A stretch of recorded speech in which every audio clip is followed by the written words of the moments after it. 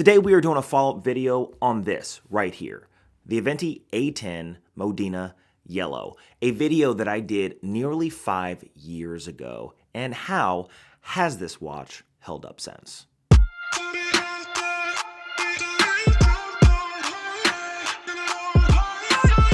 Welcome back to the channel. I'm Chase, and this is all things random, mostly watch reviews with some random stuff sprinkled in between. Thanks for stopping in and watching this video. I really do appreciate it. If you're here, do me a favor, hit the subscribe button. It's free. It doesn't cost you anything, but it really does help the channel. It does allow me to get more stuff in to review. Now, what are we talking about today?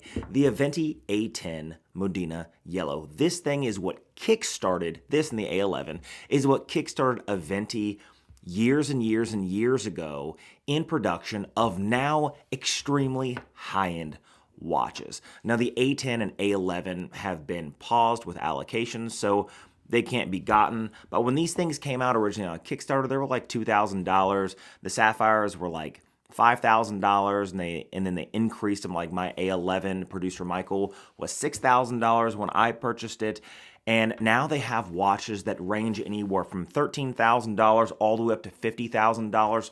So if you were one of the lucky ones to get the A10 or the A11, you truly were the pioneering customers to allow this now luxury watch brand to really get their footing in. So how has this A10 held up over time? One of the first big things that I was concerned about, on top of the pure titanium case of the A10, is the Cerakote finish. Now, I love the Modena Yellow. This thing just pops on the wrist, and this thing is a big watch. We'll go over the diameter in just a minute, but this thing does pop on the wrist, and this thing turns more heads than any other watch I've ever worn on my wrist ever, and I hear this from a lot of Aventi owners.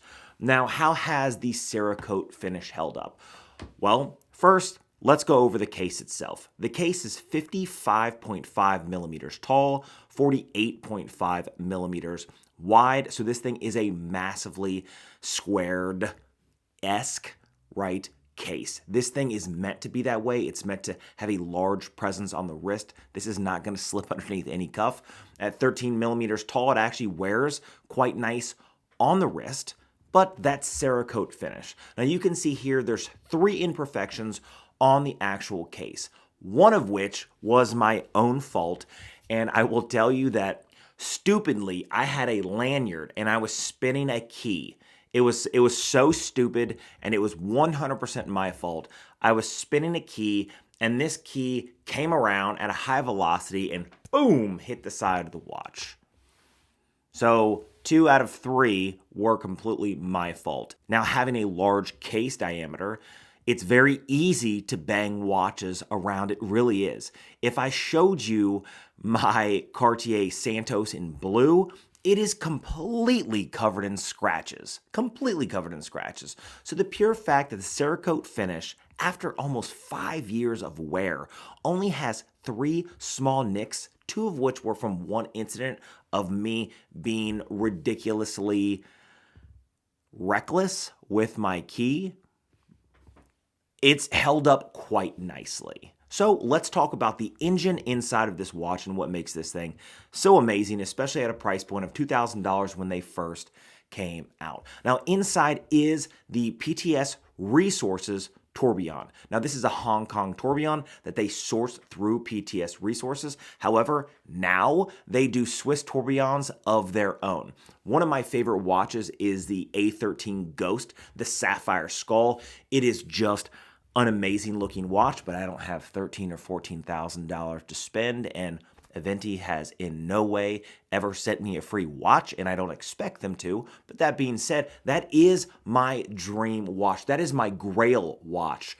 If I were to say, I don't give 2 shits about a Patek Philippe. I don't care about an Audemars Piguet. I got a Rolex, I got an Omega, I got a couple Cartiers, I got a Hublot, which is hilarious because a lot of people hate Hublot. And I really do just want the Aventi A13 Sapphire Skull. The thing is just, ever since it came out, I've just been longing and lusting after it. It's just really hard to save $13,000 or $14,000. Now, that being said, every tourbillon from their A13 and up has been their own Swiss tourbillon that was designed for them in-house. So this brand really has grown quite a bit. But this PTS Resources tourbillon is still a workhorse movement. It's skeletonized. It looks absolutely beautiful. 25 joules, 28,800 vibrations an hour, and 72 hours of power reserve on a double barrel spring that is open for you to see. And that's one of the things that I do love about this watch is they do this skeletonized dial in such a great way that a lot of times skeletonized watches lose the ability to even read the time. But this watch, because it has matching hands, because of the way the dial is just set up, it allows you to not only see into the tourbillon movement, but it allows you to easily read the time. Now, it is on a rubber strap. Now, the rubber strap, if you see here, still looks brand new, almost after 5 years. Even the titanium buckle and tang still look great with the same Cerakote finish. And you would think that the buckle and tang, because it's on the bottom part of the wrist and you tend to put your hand down, would be dented, scratched, would be chipped, and it's not even a little bit. This thing is held up way better than watches that I've had that are 2 to 3 times more expensive.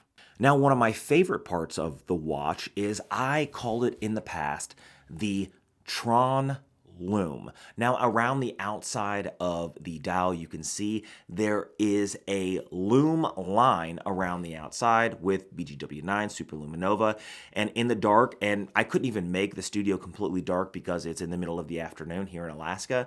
You can see that it's bright and brilliant, even just under the 60-watt studio lighting. I didn't use any additional lighting in an attempt to charge the Lume, and this thing shines just as bright as the day I unboxed it. Super happy with what Aventi's doing. Super happy with the quality of watches they're putting out.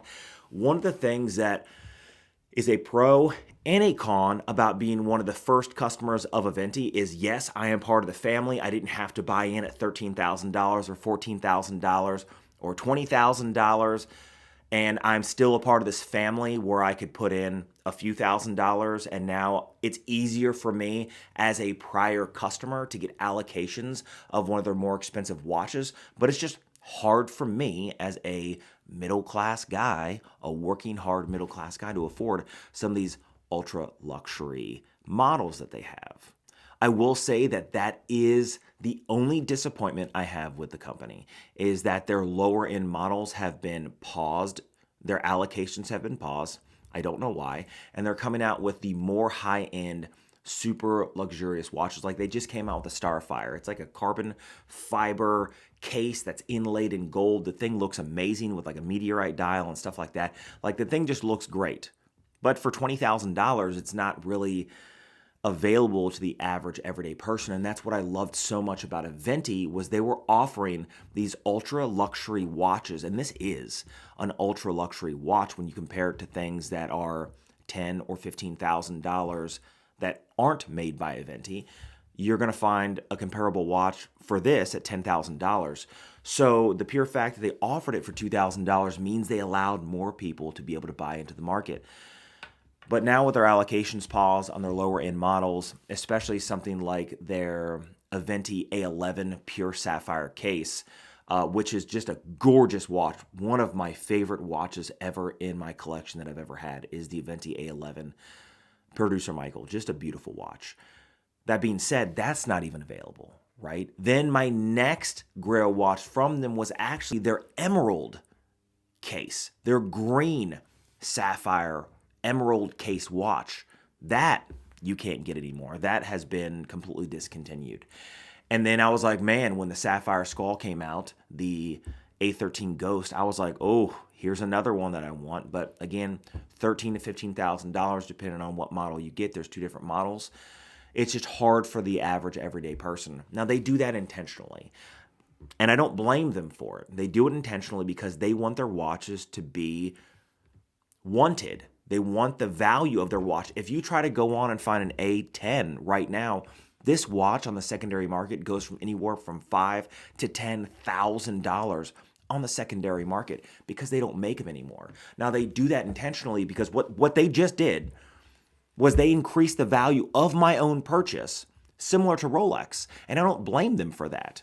They have put money in my pocket if I ever wanted to get rid of it. But that being said, it's hard for me to now purchase other watches in their collection. So don't blame what they're doing. If you are an early adopter of Aventi, great. I love the stuff that they're doing with their models now in the future. I just wish they would harken back a little bit on their roots and offer more affordable watches instead of the extremely luxurious watches of today.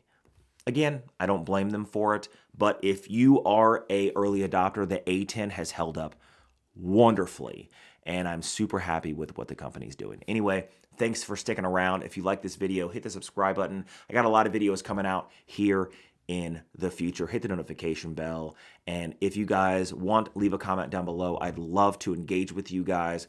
I respond to almost every single comment on every single video, even the videos that I posted years and years ago. So I would love to hear from you. Leave a comment down below, and I'll see you guys in the next one.